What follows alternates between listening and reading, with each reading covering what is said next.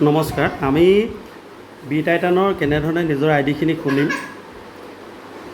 বা আমাৰ যিটো পাৰ্চেছ কৰা 0.001 BTC ক'ত থাকে গোটেই বস্তুখিনি চাবৰ কাৰণে প্ৰথমতে আমি যাব লাগিব টোকেন পকেটত। টোকেন পকেটটো আপোনালোকে অ'পেন কৰিলে, টোকেন পকেটটো অ'পেন কৰাৰ লগে লগে আপোনাৰ আহি গ'ল টোকেন পকেটটো।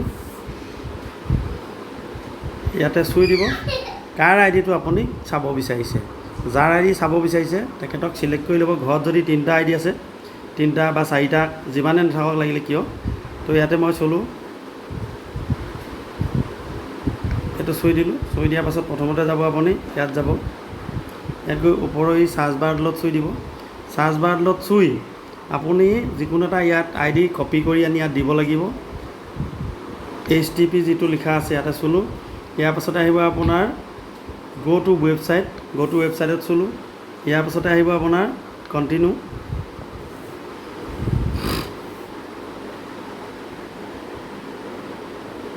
কণ্টিনিউ হোৱাৰ লগে লগে এইটো আহিলে, এতিয়া আপুনি যাব বেক টু হোম।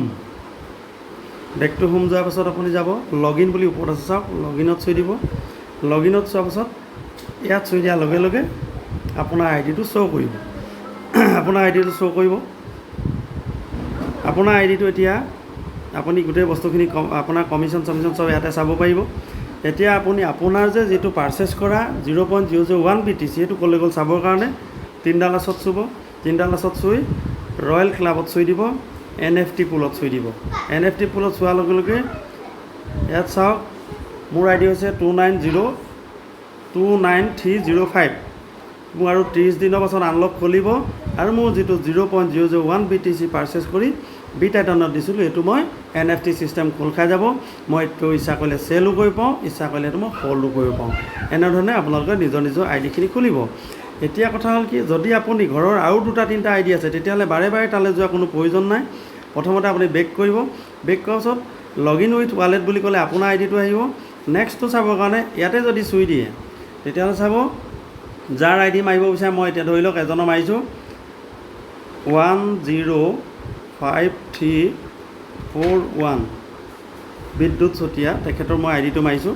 মৰাৰ লগে লগে তেখেতৰ চাওক আইডিটো খোল খাই গ'ল। তেখেতৰ তলত 2জন আছে, গোটেই বস্তুখিনি ইয়াতে শ্ব' হ'ল।